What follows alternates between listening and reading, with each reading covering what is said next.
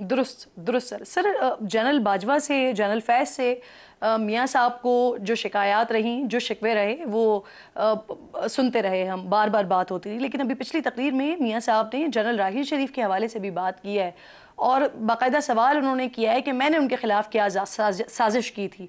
तो सर, क्या मियाँ साहब को जनरल राहील शरीफ से भी कोई शिकवा, कोई शिकायत है, और है तो क्या है इरफान साहब?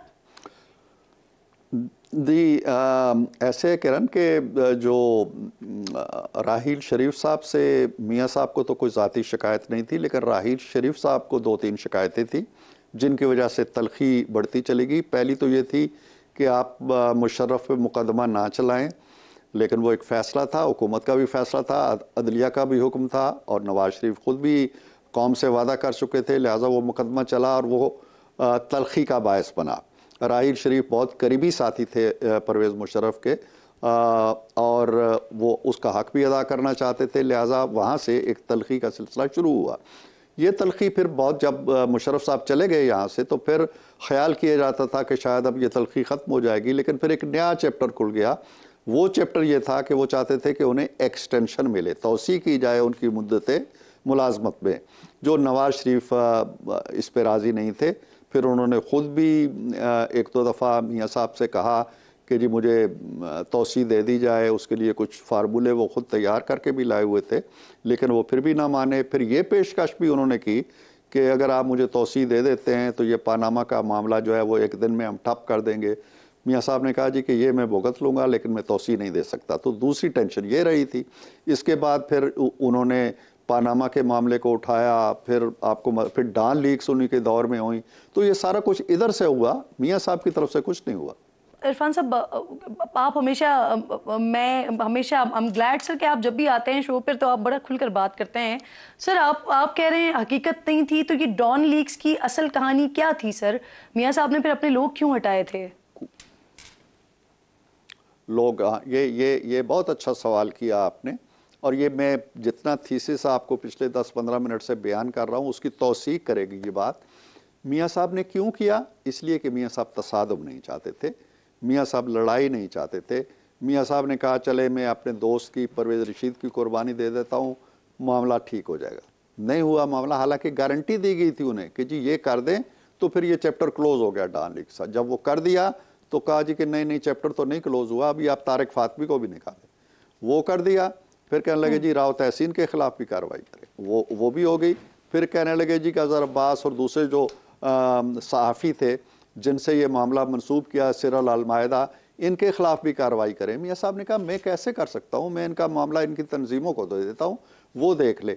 ये सारा कुछ हो गया, लेकिन इसके बावजूद वो ट्वीट वहीं का वही रहा। 10 दिन के बाद जब मियाँ साहब ने अपने रुफ़का की एक मीटिंग बुलाई, मैं भी था उसके अंदर, और उन्होंने सख्ती के साथ कहा जी कि मैं इन हालात में मुलाजमत नहीं कर सकता। डॉन लीक्स क्या थी? अगर वो जो कुछ अखबार में छपा, पहले तो ये तय नहीं हुआ कि किसने छपा, कौन इसका मुहर्रिक था, कहाँ से ये खबर आई, अभी तक तय नहीं किया गया। चलें अगर आ गई, उसमें कोई ऐसी अनहोनी बात नहीं थी। मियाँ साहब खुले बंदों भी कहते रहते हैं कि ये जो गैर रियासती अनासर हैं पाकिस्तान के लिए मसाइल पैदा करते हैं, एजेंसियों को साथ नहीं देना चाहिए इनका, ये वो खुले बंदों कहते रहते हैं। यही बातें उसमें आई थी, लेकिन बहरहाल उसे एक स्कैंडल बनाया गया और फिर उस स्कैंडल के ज़रिए 3-4 अफराद को निकाला गया। मियाँ साहब ने क्यों निकाला? इसलिए कि तसादुम टल जाए, इसलिए कि सॉरी लड़ाई आगे ना बढ़े, लेकिन वो बढ़ती चली गई। क्यों बढ़ती चली गई? इसलिए कि राहील शरीफ साहब दबाव में रखना चाहते थे पीएम को, आखिरी लम्हे तक दबाव में रखा कि शायद कहीं से हम एक्सट्रैक्ट कर लें एक्सटेंशन अपनी, लेकिन वो नहीं हो सकी। तो ये असबाब थे। इरफान साहब, आपने भी अपनी गुफ्तगू में कहा कि खबर लगना ये कोई बड़ी बात नहीं है, तो सर जिस वक्त मियाँ साहब कार्रवाई कर रहे थे, अपने लोगों को हटा रहे थे, उस वक्त भी यही थॉट प्रोसेस था सर कि ये कोई बड़ी बात नहीं है, लेकिन क्योंकि तसादुम नहीं चाहते इस वजह से अपने लोगों को हटा रहे हैं? वो अगले दिन हमारी मीटिंग हुई, हमने उसका जायजा लिया कि इसमें ऐसी क्या कौन सी बात है, या ऐसा कौन सा कौमी राज हमने फाश कर दिया है। ऐसी कोई बात नहीं थी, लेकिन वो जो कहते हैं ना कि एक टेंशन को ख़त्म करने के लिए हमारे जो 8-10 उनकी एक कोर कमेटी कह लें, उसमें अक्सरियत की राय यही थी जी कि देखिए प्राइम मिनिस्टर हम अगर ये करेंगे तो मामला तूल पकड़ेगा, आप फॉरेन इन्वेस्टमेंट ला रहे हैं, आप बिजली के कारखाने लगा रहे हैं, आपकी तवज्जो लोड शेडिंग के खात्मे पे है, दहशतगर्दी के खात्मे पे है, आप अपने गोल से हट जाएंगे। लिहाजा वो कहते हैं। तो अब मुझे याद है किरण वो दिन जब परवेज रशीद को निकाला गया, मियाँ साहब ने मुझे बुलाया कि कहने लगे जी कि देखें अब ये मुतालबा आ रहा है। तो वो कहने लगे तो कि मैं यानी इरफान साहब करता हूँ इतनी जी आप कंप्लीट कर लें। जी मैं ये कह रहा था कि वो कहने लगे कि मैं परवेज की इतनी इज्जत करता हूँ कि जब ये आता है तो मैं चाहता हूँ कि मैं खड़ा होकर इसको सलाम करूँ। अब ये मेरा इतना क्लोज और इतना मुखलिस और इतना लायल रफ़ीक जो है वो इसको निशाना बना रहे हैं कि इसको निकालो। हमने यही कहा जी कि ठीक है, अगर इससे फसाद टलता है और वो ये कहते हैं कि बात आगे नहीं बढ़ेगी तो चलें। परवेज़ वैसे भी दुर्वेश मनश आदमी है, उसने कहा जी मेरी कुर्बानी देने से अगर मामला ठीक हो जाते हैं तो कोई फ़र्क नहीं पड़ता। लेकिन नहीं हुए ठीक, दूसरी कुर्बानी मांगी, फिर तीसरी मांगी, फिर चौथी मांगी, और वो कुर्बानियाँ चलती रहीं। बिलाखिर वज़ीर आज़म को खुद निशाना बनना पड़ा। सर यानी आप इस बात की तस्दीक कर रहे हैं या आपका कमेंट कि जो सिरिल अल्मेडा ने खबर दी थी वो खबर उसके बाद उसके ऊपर क्या इश्यूज बने, उसके ऊपर क्या मामलात हुए, वो एक तरफ, लेकिन खबर दुरुस्त थी।